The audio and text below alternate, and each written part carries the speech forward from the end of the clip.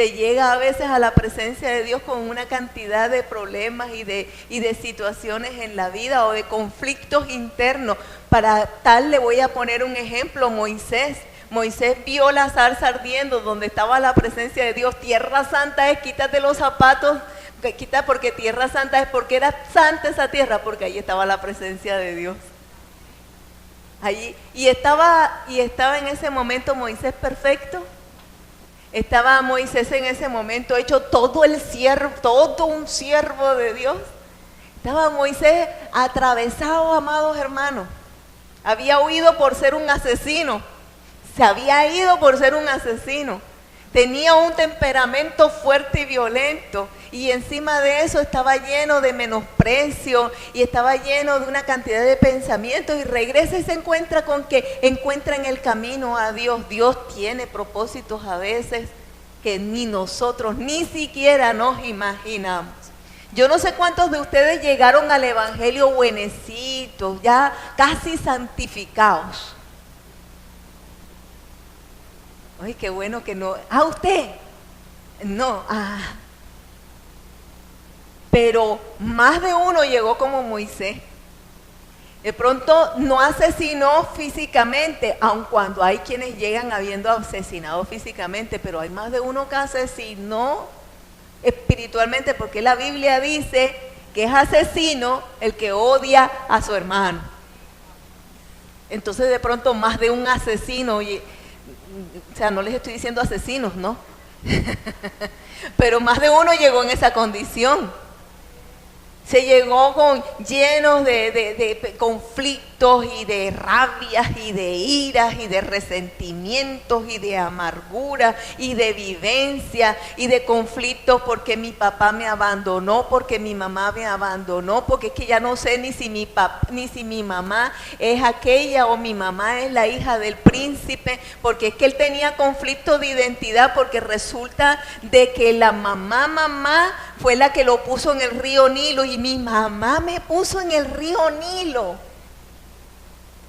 Y el conflicto de que mi mamá hizo eso, pero es que fue para salvarte. No, me entregó en una canasta en el río Nilo. Eso es amar. Conflictos, ¿no? Y encima después, nadita que la mamá se convierte en la princesa, en la hija del faraón. Qué conflicto tan tremendo. O sea, es como si en un país hubiera solamente dos partidos políticos, o eres de este, pero resulta que eres hijo del este y eres hijo de este también. O sea, qué rollo. ¿Eres de los que están con el gobierno o los que están haciendo la oposición? Como está de moda eso, ¿no? Ahora la moda es la oposición. Ay, Dios mío, sí, el único que tiene la verdad es Cristo. Y entonces llegó Moisés así. Y muchos de nosotros hemos llegado en unas condiciones. Saúl llegó a las alturas estando en una condición por el estilo, lleno de rabia, de odio, de amargura, de celo. El hombre estaba en una condición tremenda y llega a las alturas, a Ramá. Entonces, habiendo llegado a Ramá, sigue avanzando y ahí dice en el gran pozo, porque ni siquiera era un pozo pequeño. Ustedes saben que hay pozos que son hay pozos que se secan. Pero hay grandes pozos que puede haber la sequía que haya, ahí hay agua.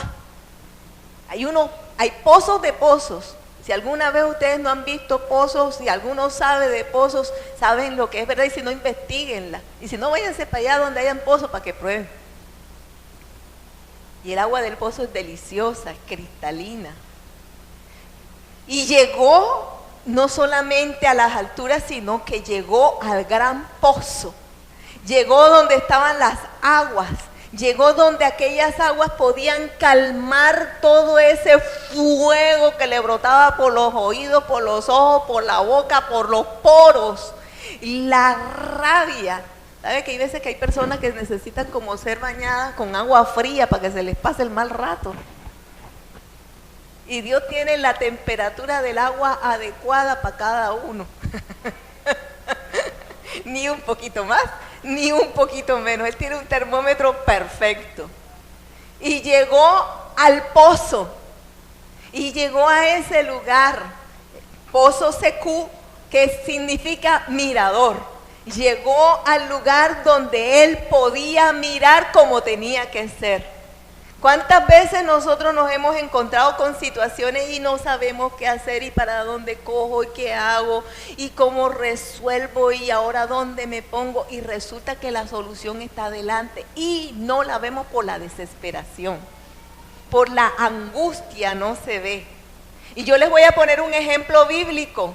Agar, una mujer que cualquier día le dijo a Abraham, le dijo, va, toma tu hijo, toma, aquí te doy un poquito de agua, un poquito de comida, y al desierto. Y aquella mujer con su hijo, con toda la... Llegó un momento en que ya en el desierto, no en Barranquilla, a plena sol de mediodía, sobre todo de estos días, no, en el desierto, todavía peor, se imaginan el polvito de la arena y todo el malestar que produce el caminar y caminar en un desierto donde no se camina sobre ni siquiera asfalto, sino que era arena, sube y baja, sube y baja, sube y baja. Óiganlo. Y llegó el momento en que aquella mujer dijo, no, ya no hay fuerza, ya mi hijo se está muriendo. Y le dijo, mamá, tengo sed, tengo hambre. Y ya ni lágrimas le salían, pues ya no había agua en su cuerpo para llorar. Y entonces ella dijo, yo no puedo ver morir mi hijo. Y viene y lo colocó. Y se fue bien lejos, donde todavía veía el puntico allá, pero no le veía la cara. Porque ella no quería ver morir a su hijo. Veía el puntico y no sabía si estaba vivo o estaba muerto. Allá estaba su hijo, estaba viéndolo, pero no quería ver su rostro y no quería escuchar su llanto. No quería oír su voz diciéndole, ayúdame, y ella decirle, no te puedo ayudar. ¿Me está escuchando? Y en esa condición donde ya ella dijo, listo, allá mi hijo y yo acá vamos a morir, yo estoy con él en el corazón, pero no quiero verlo, y ya en esa condición, de repente el Señor le abrió los ojos a Agar, y cuando ella de pronto abre los ojos, se encuentra que tenía delante toda el agua que necesitara para bañarse si quería, no solamente para tomar. Sabe que muchas veces nosotros nos encontramos en la vida así, en esa condición, que es que la situación se torna tan cerrada, tan oscura, tan difícil, tan fuerte, que ya no vemos salida. Y como no vemos salida, sencillamente nos distanciamos de todo aquel que sabemos que nosotros deberíamos ayudar, pero no podemos ayudar, y simplemente, bueno, mueren ellos y muere yo, porque ya no tengo más nada que hacer. O sea, ya la situación murió. Ya aquí no hay nada que hacer, ya este matrimonio hasta aquí llegó, ya ese hijo hasta aquí llegó, ya yo no puedo hacer nada financieramente, ya yo no puedo hacer nada por mi salud, ya yo no puedo hacer nada. Y se despojó. Y el Señor le abrió los ojos y le dijo, delante de ti la desesperación y el estrés y el caminar y el buscar y la angustia no te dejaban ver lo que tenías delante de ti. Y hay momentos en que hay que despojarse, eso me lo decía el Señor esta madrugada. Hay momentos, y me recordó una visión que hace años Él mismo me dio. Y me dijo, lo que yo te quise decir en esa visión es que la victoria está en el saber despojarse, soltar, dejar de hacerlo con tu fuerza, entregárselo a Dios de corazón. Y aquella mujer soltó, aquella mujer vio la respuesta. Bueno, yo quiero decirle que llegar a las aguas representa eso, es que vuelva la vista a nuestros ojos, a volver a tener el entendimiento, a poder aclarar los pensamientos que por causa de las situaciones y de mirarlas empieza a entenebrecer. Es como cuando una persona tiene mucha hambre, ya llega un momento en que ya no piensa. que le hacen la pregunta y la persona puede saber mucho, pero la persona está zoronga. Hombre, ¿eso qué significa? La persona está debilitada, la persona ya no logra pensar bien. Y entonces son los momentos en que necesitamos el agua. Aquí llegamos porque necesitamos que de ese pozo, de esas aguas de vida, introduzcan dentro de nosotros para poder tener una visión diferente. ¿Qué significa CQ? Mirador. En las alturas, mirar desde las alturas para que veas lo que realmente es. Porque a veces a nivel de vista pareciera una cosa, pero cuando se mira por encima es otra. Usted puede a nivel de vista de pronto ver una gran muralla y decir, Dios mío, qué cosa tan fuerte, tan gigante, tan grande, qué fortaleza. Y lo llevan así en un helicóptero y sube. Y ay, niña, esa era la muralla. Una simple paredecita que medio están queriendo sostener por detrás porque y se cae. Vea, los ojos humanos son engañosos. Pero cuando se mira desde las alturas, lo que eso significa, desde la perspectiva de Dios, desde la de Dios, es diferente. Y resulta que Saúl llegó allí.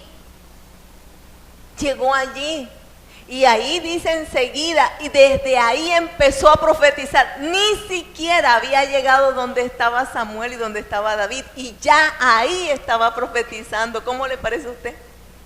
Molesto con aquellos 3 grupos que llegaron profetizando, y él desde el momento que pisó aquel pozo empezó a profetizar. Que Dios nos ayude a nosotros también a escuchar la palabra, y desde que escuchamos la palabra empezar a creerla y empezar a declararla en nuestra vida y a caminar como quien ha sido lleno de la presencia de Dios.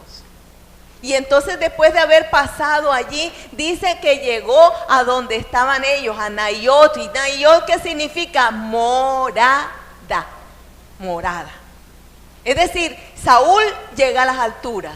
En las alturas llega al pozo, y del pozo, viendo todas las cosas claras, avanza. Porque cuando nosotros ya empezamos a ver la claridad de la verdad espiritual, no debemos ni regresar ni detenernos, debemos avanzar. Llegamos a conocer a Cristo, conocemos a Cristo, Cristo nos salvó, Cristo pagó por el perdón de nuestros pecados. Entonces no podemos regresar a volver a llamarnos pecadores cuando ya Dios nos limpió de pecado. Entonces no podemos volver otra vez a vivir de la misma manera. Entonces ya tenemos que saber que nuestra vida está adelante. No podemos frenarnos a pensar que cualquier cosa que nos pase en la vida nos aparta de Dios, por favor. Entonces ya no es que Dios, yo no sé, porque es que Dios como que no está conmigo, que Dios sí está conmigo, y empieza a conjugar si está, si no está, si la palabra dice que Él siempre estará con nosotros, siempre estará con nosotros, siempre estará con nosotros. Pregunto, cuando Esteban estaba siendo apedreado, él diría, ¿estás conmigo, Dios?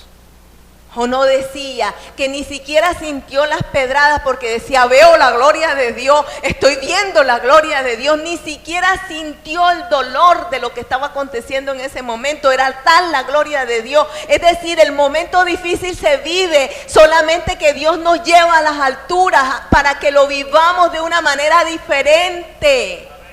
Puedo vivir el mismo momento llorando y sintiendo que me estoy muriendo, como puedo vivir el mismo momento diciendo, esto va a pasar, va a cambiar, esto va a pasar, va a cambiar. Yo sé que Dios tiene cosas nuevas, sé que Dios algo de provecho sacará. Esto es algo que yo siempre aplico en mi vida. Estoy pasando el momento difícil, esto va a pasar, porque todo es para provecho para el que le cree. No sé cuál es el provecho, pero provecho hay. Dios algo hará, no sé qué va a hacer, pero Él hará. Pon todos los caminos de Jehová y Él hará. Yo pongo este camino en ti, Señor, y tú harás. Y el momento difícil está, pero yo creo que Dios va a hacer algo. Yo creo que Dios va a hacer algo. Esa es la pastura del que bebe del agua de vida.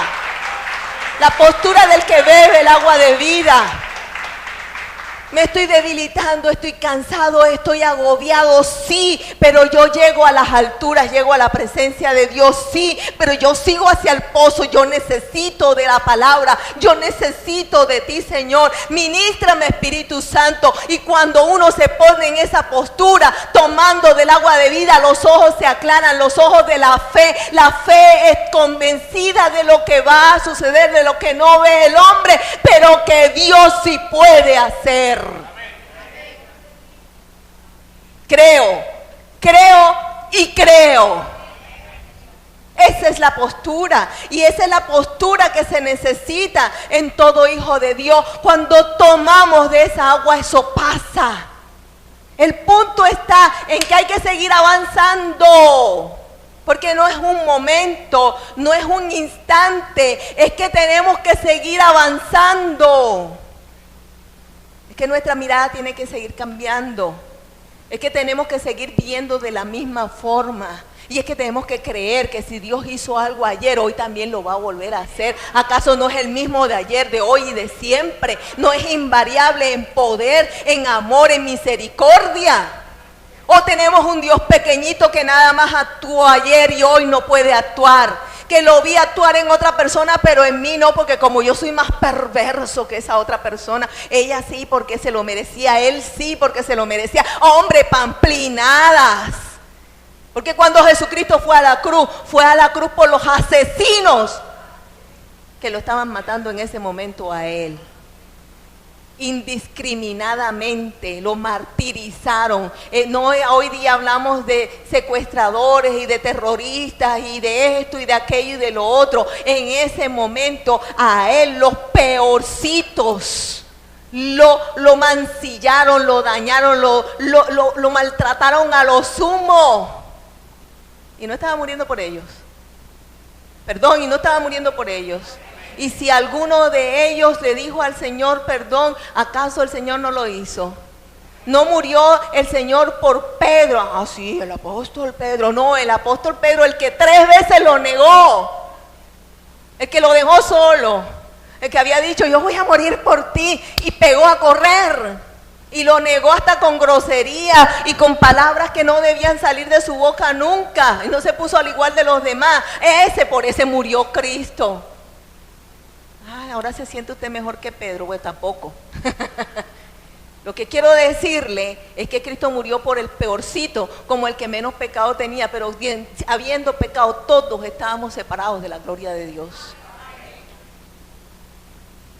No por el uno, por el otro, lo hizo con el otro, lo hizo por mí también. Ah, que por ti, porque como tú eres. No, que soy qué, lo que somos, lo somos es por Cristo. Y siguió hasta la morada. ¿Qué es lo que representa la morada? ¿Qué es morada? ¿Qué es morada? Donde se vive, donde se habita, donde se queda, su lugar, ¿o no? El problema está en el regresarse. El problema está en el devolverse. Y algunas personas, lo dije la semana pasada y esta semana vuelvo a decirlo, algunas personas me lo han dicho, varias personas entran aquí, ay pastora, me encantaría quedarme en este lugar. Es que eso no es lo que está diciendo el Señor. No era que Saúl, que David y que Samuel se quedaran allá. Como cuando subieron, ¿se acuerdan? Con Jesús, subió Pedro, Jacobo, y entonces ellos dijeron, Señor, hacemos morada aquí, porque estaba Elías ahí también, y nos quedamos aquí contigo. A eso no se refiere, al momento de la experiencia sobrenatural, no se refiere a vivir todo el tiempo en la presencia de Dios, a eso no se refiere. Imagínese usted si la presencia de Dios que lo hace a veces a uno caer al piso de tanta presencia o que la persona tiembla de la misma presencia de Dios. Imagínense ustedes ahí en la calle que van a pensar que usted es un raro. No, es que estoy en la presencia de Dios. O cayéndose, pum, en el bus, y va a coger el bus y pum, y se cayó. Y yo, por favor. No es vivir en la iglesia todo el tiempo, no son manifestaciones sobrenaturales todo el tiempo. Es que el corazón esté pegado con el de Dios. Es vivir con Él, caminando con Él, hablando con Él. Y que cuando llega el momento de la vocecita que te dice una cosa diferente a la que debas hacer, Señor, ayúdame. Sí, aquí estoy contigo. Bueno, no me dejes que yo me desvíe. Bueno, entonces préstame atención a mí. Mirada acá, la mirada acá. Quítala de allá, quita la mirada de allá. No le des permiso. La mente, ¿qué hubo? Pensamientos asidos a los míos. Y empieza la concupiscencia de la carne, y la carne a jalar, y el mundo a jalar. ¿Y a dónde? Acá, la mirada. ¿Dónde? La mirada en las alturas. ¿Dónde? En el mirador, en el mirador, en el mirador. La mirada en la palabra, en el agua de vida, el agua que te da fuerza. No le voy a fallar al Señor, Él ha hecho todo por mí. Dios con nosotros, ¿quién contra nosotros? El Señor. Ciñe mi cabeza, cíñeme. Agua de vida, para poder permanecer en la morada, caminando con Dios, hablando con Dios, y hasta en los momentos difíciles, diciéndole todo lo que sentimos en nuestro corazón, para que entonces Él dentro de nosotros nos hable. Yo quiero decirles que definitivamente Saúl hizo algo que no debió haber hecho jamás. Dice que pasó un día y una noche completa. Un día y una noche completa significa, pasó el momento bueno y el momento difícil. Significa, y dice desnudo. Sí, porque yo quiero decirles algo, ¿quién puede engañar a Dios? Algunos de nosotros podemos ponerle ojitos de... Dios sabe lo que hay, sabe lo que le dice, sepulcro, la crea. Imagínese usted la persona que llega blanca, resplandeciente, con la lucecita puesta acá atrás, delante del Señor, y lo mira el Señor y dice, sepulcro, creado, Dios mío. Porque a Dios nadie puede engañarlo, pero Dios en cambio sí puede transformar todo en nosotros. Todo lo puede transformar dentro de nosotros, en nuestra vida también. Y entonces yo quiero decirles que Saúl sale de allí, y después de que salió de allí, tiene un encuentro con su hijo. Yo creo que vaya conmigo, Primera de Samuel capítulo 20, versículo 31, voy a leer hasta el 33. Primera de Samuel capítulo 20, versículo 31 hasta el versículo 33. Dice, porque todo el tiempo que el hijo de Isaí viviere sobre la tierra, ni tú estarás firme, ni tu reino. Está hablándole Saúl a su hijo Jonatán. Envía pues ahora y tráemelo, porque ha de morir. Fíjense que primero él mandó gente contra él, después él mismo fue, pero ahora está en un encuentro con Jonatán, sabiendo que Jonatán y David eran muy amigos, sabiendo que Jonatán sabía quién era David, sabiendo que Jonatán amaba a David, y sin embargo le dijo algo muy sencillo: Jonatán, despierta, mira que es que si tú no vas y matas a David, tú vas a perder el reino que yo estoy forjando para ti. Jonatán, despierta, que cuando yo me muera, el rey vas a ser tú, pero si tú no matas a David, él va a ser el rey y a ti te va a despojar. Jonatán, despierta, que te van a robar lo tuyo. Despierta. Pero ¿cómo no dejarse robar? ¿Matando? O sea, ¿cómo hago que algo no suceda? ¿Haciendo daño a otro? ¿Pecando? Él quería sostener un reino y estaba mandando a matar para poder sostener un reino. ¿Un reino a costa de qué? ¿Una posición a costa de qué? ¿Un dinero a costa de qué? ¿Me explico? Y Jonás respondió a su padre, Saúl, y le dijo, ¿por qué morirá? ¿Qué ha hecho? O sea, Jonathan no escucha la parte de te van a quitar el reino. Él escucha lo que va a acontecer con aquel que es correcto. Y entonces dice, pero ¿cómo así? ¿Pero por qué? Digo, eso es vivir en la morada, no desviar la mirada. Porque la mirada, déjenme decirle, el enemigo es tan sutil que viene con voces que dicen, mira, si no te ponen las pilas, vas a perder el premio que te iban a dar. Si no te ponen las pilas, vas a perder el vestido que te iban a regalar. Si no te pones las pilas, vas a perder el puesto en la empresa donde tú estás. Si tú no te pones las pilas, para que no lo hagan, entonces haz esto indebido. ¿Sí? ¿Sí? ¿Estamos ubicados en la historia?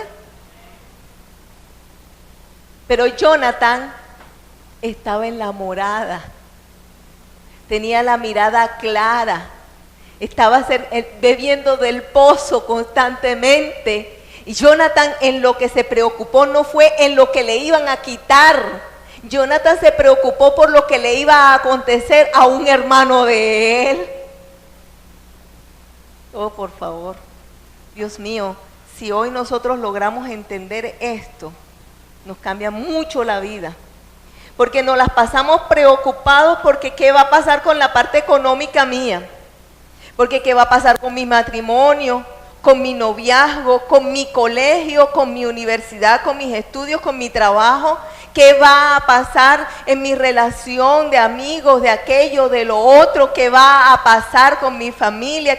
No quiero decir que no sea importante. Pregunto, ¿acaso no es importante un reino?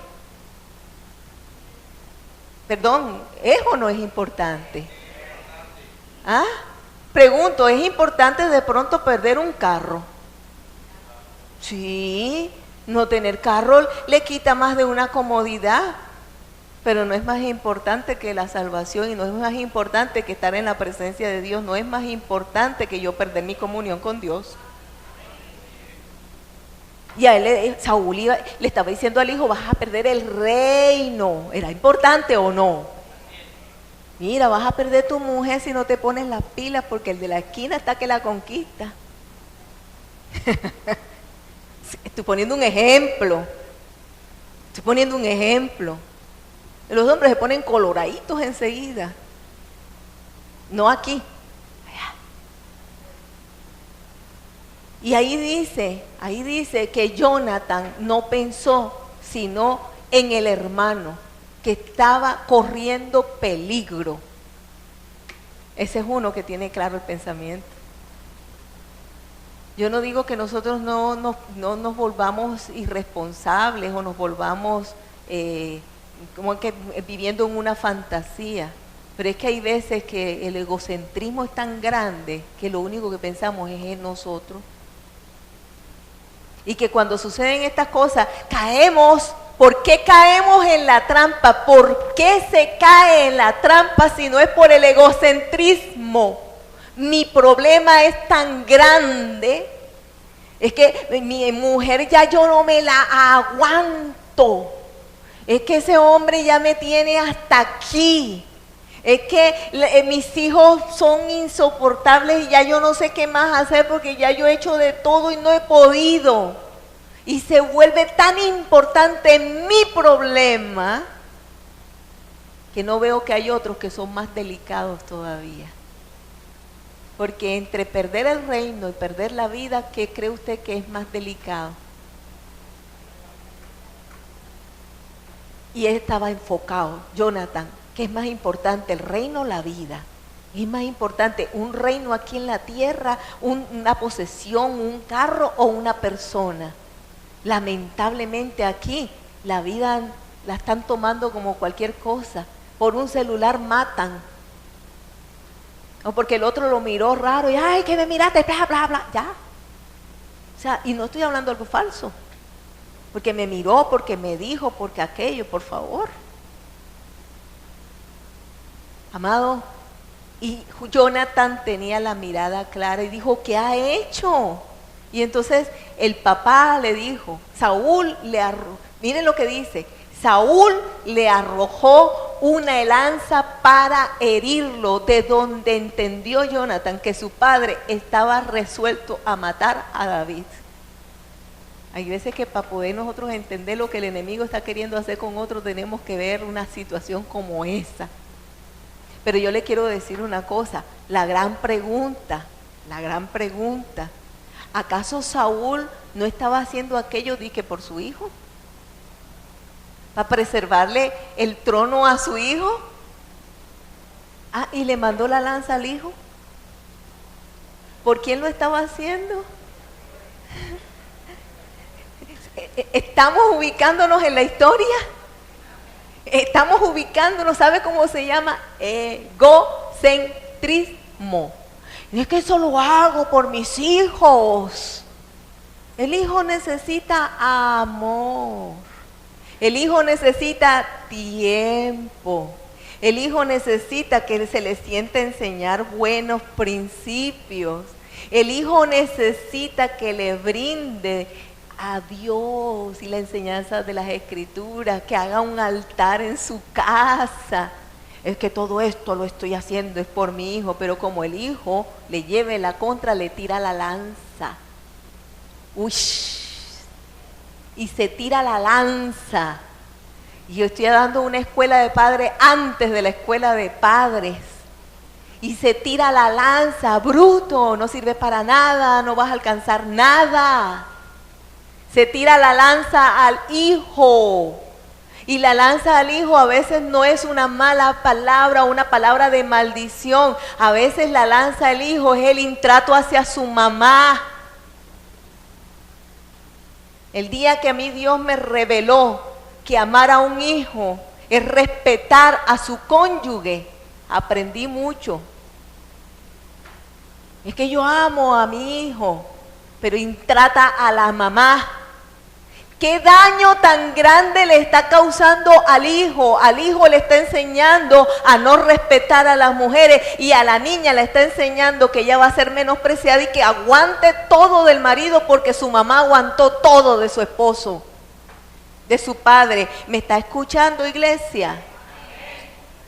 Se le tira la lanza al hijo. Porque toda palabra de discusión la escuchan los hijos, y todo daño va haciendo mella en el corazón de ese hijo. Dios mío, y todo lo hago es por mis hijos, pero la lanza se la tiro a mi hijo.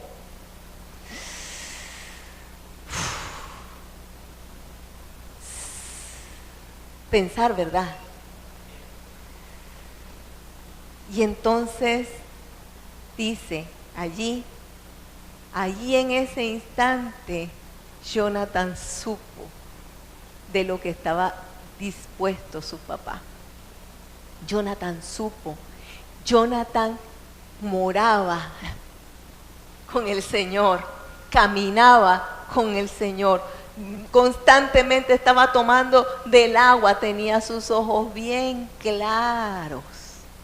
Jonathan tenía los ojos claros porque tenía la mirada de Dios, y él miraba a David y sabía quién era David. Había visto que había un corazón de valiente, había visto en David la misma fe que él tenía, había visto en David otro que verdaderamente era de Dios, había visto en David un compañero, un amigo leal, una persona que realmente valía la pena, había visto en David el que verdaderamente debía ser un rey, corazón de rey. Jonathan descubrió el corazón de rey que había en David, y Saúl no lo había podido ver. ¿Por qué? Porque aun cuando llegó al gran pozo, y aun cuando llegó a la morada, y aun cuando ese día y esa noche estuvo en la presencia de Dios, y aunque saliendo de la presencia de Dios salió profetizando, bajó y llegó acá, salió profetizando, y la gente dijo, estuvo Saúl entre los profetas, contado entre los profetas, la gente lo vio profetizando a Saúl. Pero Saúl se devolvió. Jonathan nunca se devolvió. Jonathan jamás se devolvió. Jonathan se mantuvo con una mirada clara, ¿Por qué? Porque se mantuvo en la presencia de Dios. Las situaciones difíciles no nos pueden alejar de Dios. Porque podemos salir hablando, profetizando, como lo hizo Saúl. Salió profetizando, pero salió. ¿Sí me explico? Ya no estaba en las alturas. Ya no estaba en la morada, ya no estaba en el pozo. Él se regresó y él se regresó, todavía seguía profetizando, quedaba algo de la palabra en el pensamiento de él, podía predicar. Pero el tema no es predicar solamente, el tema es que estás predicando, dale de tu corazón, ¿cómo está tu corazón? Y dice allí que el corazón de Saúl estaba tal que su propio hijo se vio en peligro por causa de él. ¡Ay, Dios mío! Dios mío.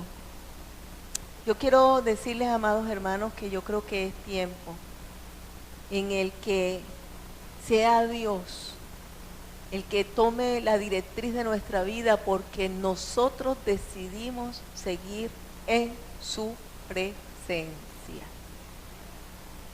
Y que no nos dejemos desviar.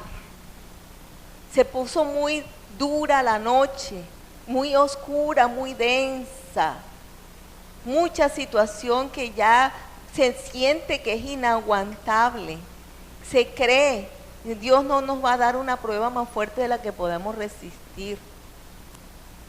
Pero por muy oscuro que se vuelva, nunca podemos olvidar que Él está con nosotros, que en medio de la oscuridad caminamos con Él, que Él es el que es lámpara. ¿Por qué lámpara? Porque íbamos a caminar en lo oscuro, en este mundo. La palabra no es lámpara a tus pies, y la lámpara se usa en el día o en la noche. Y si entonces Él nos las manda ahora es porque necesitamos lámpara, porque estamos en el mundo, porque en el mundo hay tinieblas. Porque no va a ser fácil. Dios dijo, en el mundo tendréis aflicción. Pero ¿qué es lo que dice? No temáis, no temáis. Las aflicciones están para que tú camines por encima de ellas. Por encima de ellas. Entonces allí es donde se cumple la palabra. Porque Dios va a cumplir con su palabra. Porque Dios nos va a sostener. Porque es que Dios nos va a ayudar. Es que vamos a salir adelante. Y vean, amados hermanos, si la visión suya nada más es pasar estos días comiendo sabroso, sin deudas y sin nada, y viviendo todo feliz con el carro, la casa y la beca, usted está equivocado. Que la visión del cristiano tiene que ir más lejos de la casa, el carro y la beca, la salud y la armonía. La visión del cristiano está en la eternidad. ¿Oyeron? La visión del cristiano está en la eternidad. La visión del cristiano es Dios y yo juntos. Yo no puedo perder la posibilidad de estar en comunión con Dios por ninguna otra situación. Jonathan dijo que es el reino para yo matar a uno que es justo. Que es el reino, que es el dinero, que es el poder, que son el deleite de la vida. Y no quiere decir que Dios no nos los permita disfrutar, sino saber dónde está nuestro amor primero. Dios no le dijo a Abraham, no disfrutes de tu hijo, le dijo, deja ese amor enfermizo por tu hijo. Idolatría, cuando tuvo que entregar a Abraham a Isaac. Y después cuando se reguló el corazón de Abraham, ¡pum!, aquí tienes a tu hijo, disfrútalo. Que no es que no podamos disfrutar, es que disfrutemos siendo ecuánimes, equilibrados espiritualmente hablando. Podemos disfrutar todo el tiempo de la presencia de Dios. No nos quita el Señor la posibilidad del deleite, pero habrán días en los que no lo hay. Y entonces nuestro deleite se conforma en estar en su presencia. Porque el momento está difícil y lo adoro. Y cuando lo adoro se me olvidó todo lo demás y salí de allí como todo un campeón. En la presencia de Dios. Pero si nosotros regresamos al pozo, regresamos a las alturas, nos salimos de eso, Dios nos guarde. La visión que se tiene es la visión de Saúl. Y en la visión de Saúl hasta, oigan esto, en la visión de los Saúl hasta los hijos salen heridos. Hasta los hijos, si pudieran herir, se hieren. Oh, tremendo. Tremendo lo que estoy diciendo. Hasta los seres queridos, amándolos, se les hace daño. Daño. Protegiéndolos y tratando de cuidarlos, se les hace daño. Pero en cambio, si nosotros nos mantenemos en la presencia de Dios, otra cosa es. David se mantuvo allí en esa presencia y por eso David, cada vez que Saúl le quería hacer algo, David lo seguía amando. Y uno dice, ¿cómo puede ser que David seguía amando a Saúl? Cuando Saúl se murió, dice que David lloraba, pero se sentía la voz del llanto de David. ¿Cómo puede ser eso con todo lo que le hizo Saúl? ¿Cómo se puede amar a una persona cuando te está haciendo daño? No, déjenme decirle, si usted se tiene que tomar el pozo entero, tómeselo, pero hágalo. De llenarse de la presencia de Dios para poder perdonar. Señor, ves que no puedo, tome más. No puedo, otro poquito más. Señor, pero es que ya me estoy, otro poquito, porque todavía no ha soltado lo que tienes que soltar. Hasta que suelte el veneno que está dentro. Y entonces ahí sí, ahora sí, mi hijito, vaya. En la presencia de Dios, David, en la presencia de Dios, Jonathan, en la presencia de Dios se vive diferente. Pero cuando se sale de la presencia de Dios, como pasó con Saúl, perdió el reino, perdió su familia, perdió el amor y el respeto de los demás y perdió lo más grande, perdió la presencia de Dios. El Señor lo dejó y cuando perdió la presencia de Dios se fue a buscar ayuda en una bruja y ni la bruja lo iba a ayudar. Una medium. Las tinieblas mismas fue a buscar ayuda. Las tinieblas dicen, no, si para acá es que queremos que venga. Aquí es donde te queremos, vente para acá. Y en las tinieblas, por favor, yo creo que es tiempo de que miremos distinto a la manera de David y no a la manera de Saúl. Que nos levantemos a la manera de David y no a la manera de Saúl. Y la manera de David es sorprendente, porque a la manera de David Dios hizo cosas que nadie nunca se imaginó, ni el mismo David que pudiera pasar. En la historia de David hubo tantos sucesos, y no fue uno detrás de otro en la vida de David, porque David tenía la óptica de Dios. Invitación, amado. Lleguemos a las alturas, tomemos esa agua de verdad, sigamos avanzando, porque hay que seguir avanzando y nunca se salga de la morada del Señor. Para atrás, amado hermano, como cristianos, jamás. Apartarnos del evangelio, jamás. Quitarnos de la presencia de Dios, jamás. Cometimos errores hasta el día de ayer, hasta segundos antes de entrar aquí a la iglesia, pero vamos para adelante, vamos para adelante. El Señor nos ha conservado, nos ha sostenido, nos ha traído de nuevo. Más de una vez hemos estado medio raros y nos ha vuelto a coger. El Señor tiene propósitos en nuestra vida todavía. Si todavía estamos aquí, todavía tiene propósitos con nuestra vida. Qué rico que hasta el último instante de nuestra vida demos ejemplo de lo que es una persona que cree. Y que dejemos a nuestros hijos y nuestros hijos digan, mi papá se fue creyendo, mi mamá se fue creyendo, mi tío, mi tía, mi abuelo se fueron creyendo. Qué vida, qué forma, qué demostración hasta el final. Vale la pena creer. Vecinos, familia, los demás, que hasta el final podamos influenciar en alguien por causa de una postura de fe. Que aun cuando las cosas no estén bien, hablemos palabra de fe y los demás se burlarán y dirán, y sí, cómo no, pero cuando llegue el momento, entonces serán ellos los que vendrán, me ayudas porque a ti te ayudó Dios.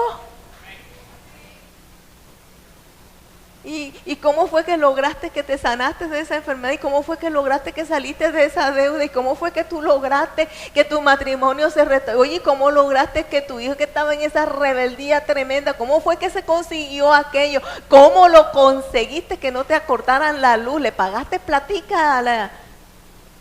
O sea, le pasaste el billetico?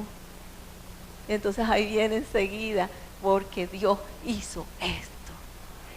Ríos de agua viva correrán a través de nuestra vida, como corrió a través de Jonathan, porque a través de Jonathan Saúl estaba teniendo una oportunidad de cambio. A veces seremos vasos para justicia. El Señor dirá, allí tuviste quien te predicara y no lo escuchaste. Tu propio hijo te está diciendo, porque los hijos a veces le dicen a los papás algunas cosas que a veces ellos se emberracan, pero están diciendo la verdad, o los dejan pensando niños y dejan pensando a sus papás. ¿O no los han visto ustedes? Oh, más de uno, más de uno.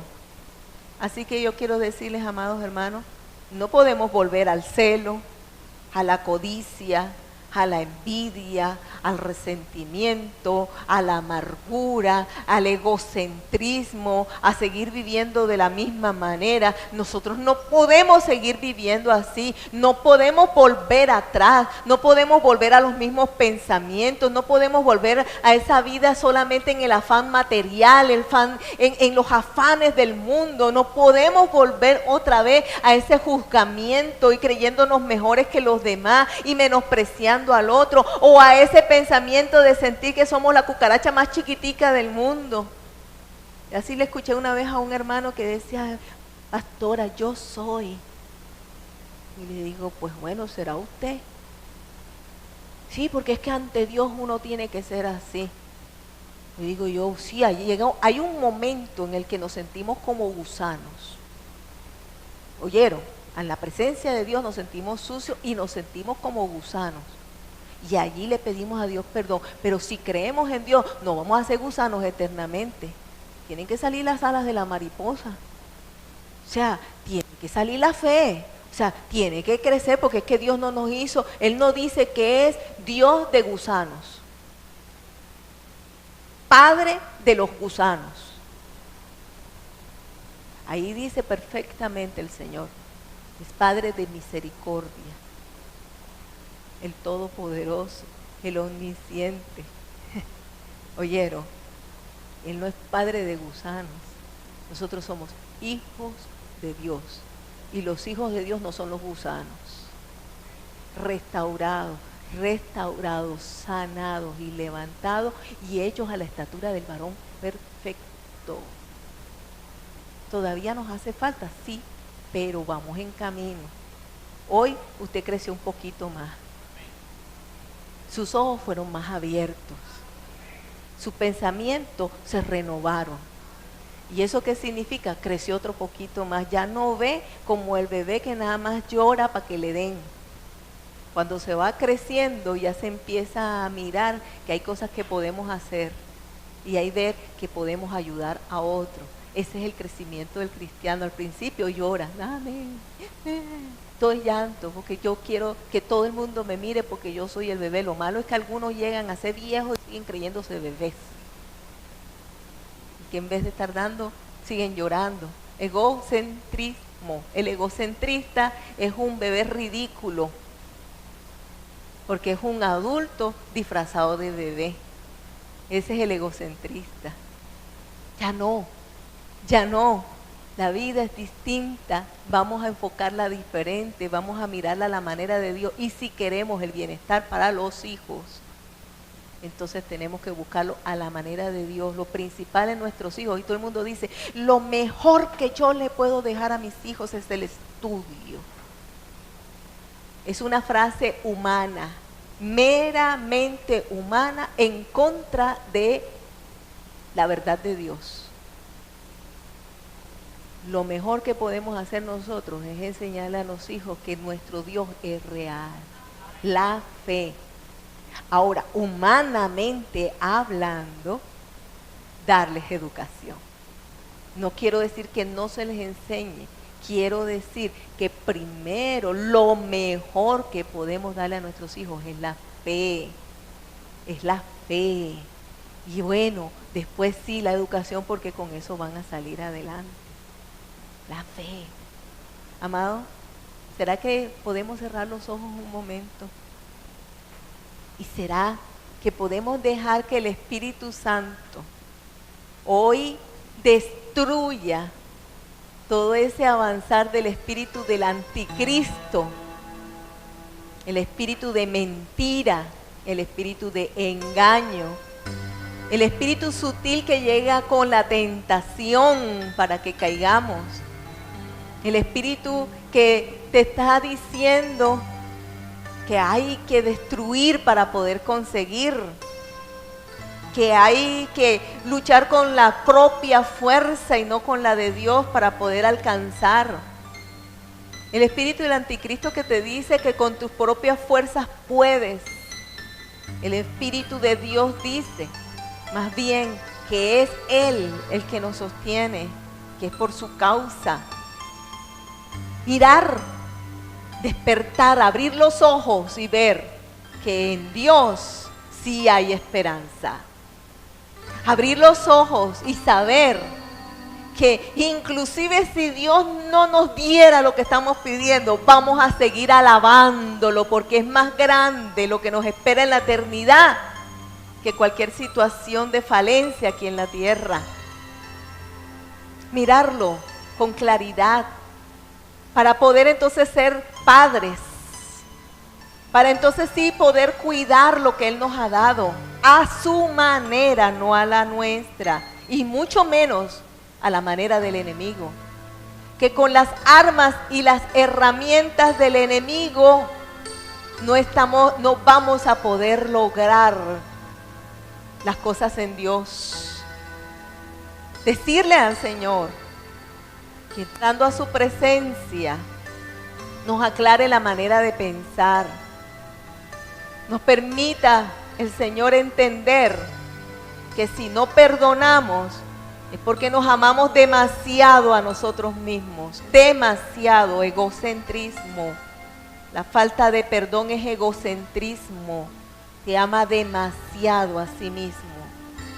Decirle a Dios, ayúdanos para no seguir viendo nuestro reinito, mi esposo, mi hijo, mi idolatría, mi dinero, mi casa, mi carro, mi beca, mis cosas, mi condición, mi salud. Sino diciéndole a Dios, la coloco delante de ti para que tú obres, Señor. Pero no ceder en la fe. Hoy, que se alimente la fe. Hoy, que se alimente la fe. Hoy que se alimente la fe, que se alimente la esperanza de un Dios vivo, de un Dios que nos deja beber de su agua para que podamos entender el camino que debe seguir, un Dios que labra camino para nosotros, un Dios que se entregó por nosotros, un Dios que nunca nos va a dejar desamparados, un Dios que ya hizo morada en lo eterno, que ya hay calles de oro para que nosotros caminemos en ellas, un Dios que está a espera de nosotros mientras estemos aquí, está Él, el Espíritu de Dios, pero cuando ya llegue el momento de partir estaremos plenamente en su presencia. Dios que nunca nos va a dejar ni nos va a desamparar, que por encima de las aflicciones Él puede mitigarlas y caminando sobre aflicciones podamos vivir como que no las tenemos, caminando en la noche podamos caminar con seguridad como quien va guiado por el fuego del Espíritu, por la lámpara de la palabra. Es decir, en lo imposible, allí actúa Dios. Dios lo hizo, Dios lo hará. Lo hizo con otro, lo hará conmigo. Lo hizo en el pasado, lo hará de nuevo. Hizo otro tipo de milagro. Para Dios no hay ninguno diferente y distinto a su alcance y a su poder. Que no puede Dios. Pero habiendo puesto nuestra mente y nuestro pensamiento y nuestro corazón en el reino de los cielos, también lo material, lo físico, lo sentimental puede estar en sus manos y Él sana corazones, sana pensamientos, abre caminos, resuelve situaciones. Sí, vivimos en su morada, en su presencia. Padre, ayúdanos. Señor, ayúdanos a entender que si bien hemos fallado, tú nos has restaurado, nos has sacado para hacer una nueva criatura, esperanza de vida. Ay, ayúdanos a entender hacia dónde tiene que estar nuestra mirada. Ayúdanos a entender, Señor, que un pequeño David puede tumbar un gran Goliat. Ayúdanos a entender que cuando se hace a tu manera, Señor, no hay Saúl, no hay grupos, no hay avances de las tinieblas que pueda vencer, porque tú siempre, Señor, estarás y enviarás los Jonathan, tu Santo Espíritu al lado nuestro, para ayudarnos y direccionarnos. En el nombre de Jesús, Dios, guarda la nueva generación, las nuevas generaciones, Señor. Pero permite que nosotros hasta el día que nos vayamos, hasta en el último instante de nuestra vida, demos un buen ejemplo y nuestras generaciones puedan decir, él creyó, ella creyó hasta el final. No desistió, se sostuvo y caminó. Que puedan entonces ellos tomar ese testigo, tomar ese trono, tomar esa autoridad de hijo y entonces sigan avanzando y logren ir más lejos de donde nosotros los dejamos y puedan conquistar mucho más de lo que nosotros conquistamos, porque corrimos para darles a ellos desde más alto el lugar para empezar a correr. Llegarán más lejos. Nuestros hijos espirituales que lleguen más lejos, que puedan creer, que puedan ver, que puedan manejar, que puedan hacer las cosas, desarrollar dones, talentos, fuerza, aliento, esperanza, alegría, donde quiera que vayan. La nueva generación espiritual que cree, se necesita solo de uno, un David, un Samuel, un Moisés, una Esther, una Ruth, uno para proseguir la carrera. Pero si corremos todos, entonces será mucho mejor, mayores logros por doquier. Padre, oro, porque se incremente la fe y salgan de aquí pensando que tú lo harás en sus vidas y que tú lo harás en sus generaciones. Señor, aumenta la fe. Aumenta la fe. Despierta, Señor, abre los ojos, entendimiento, los oídos. Señor, y que lo que hemos luchado hasta este día, Padre, otro lo continúe, Señor. Que los que están escuchando hoy, mañana puedan recordar y tomar el testigo para seguir corriendo, Dios. Que no se detenga este río de vida para el sediento, para el necesitado, para el que necesita un abrazo, para el que necesita compasión, para el que necesita oración, para el que necesita intercesión, para el que necesita guerra. Hasta donde las fuerzas nuestras nos los permitan, Dios. En el nombre de Jesús, levanta a los maestros, los evangelistas, los profetas, los pastores, los apóstoles, los ministros de alabanza, los músicos, los servidores, los que tienen el don de dar, los que tienen el don de aconsejar, Levanta, Señor, aquellos que irán a las prisiones, a las calles, a los necesitados, a los hambrientos, a los pecadores, a las prostitutas. Levanta y despierta.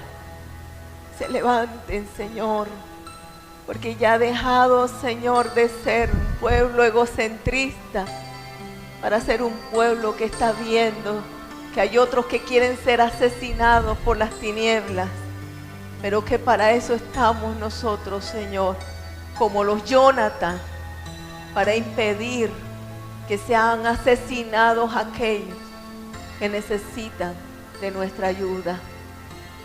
Gracias, Dios, por una iglesia que cree, por una iglesia que ama, por una iglesia que despierta, por una iglesia que te adora, por una iglesia que te alaba por encima de estar en el día bueno o en el día malo, por una iglesia que persevera en la fe, por una iglesia que se sostiene mirándote a ti, por una iglesia que te busca todos los días, por una iglesia que sabe entendido que es en tu presencia, una iglesia que anhela tu presencia, por una iglesia que te alaba, por una iglesia que guerrea cuando es necesario, por una iglesia intercesora, Señor. Gracias por una iglesia dispuesta, una iglesia que sencillamente se pone en tus manos, Señor, para servirte, una iglesia que se despoja para que seas tú, una iglesia llena de tu luz, una iglesia llena de tu unción, una iglesia llena de tu presencia, pero no para engordarnos como iglesia, sino para seguir extendiendo, Señor, hacia otros, en el nombre de Cristo. Y creo, Señor, y profesaremos, Dios, que tú lo volverás a hacer de nuevo, lo que ya hiciste, sí lo volverás a hacer y lo volverás a hacer a través del que esté dispuesto, lo volverás a hacer y en nuestra vida lo volverás a hacer y cada vez que te clamemos lo volverás a hacer. Tú lo harás, Dios, tú lo harás. Oh, en el nombre de Jesús, Señor nuestro, gracias por lo que harás, Dios. Gracias por lo que tú harás, Señor. Gracias por lo que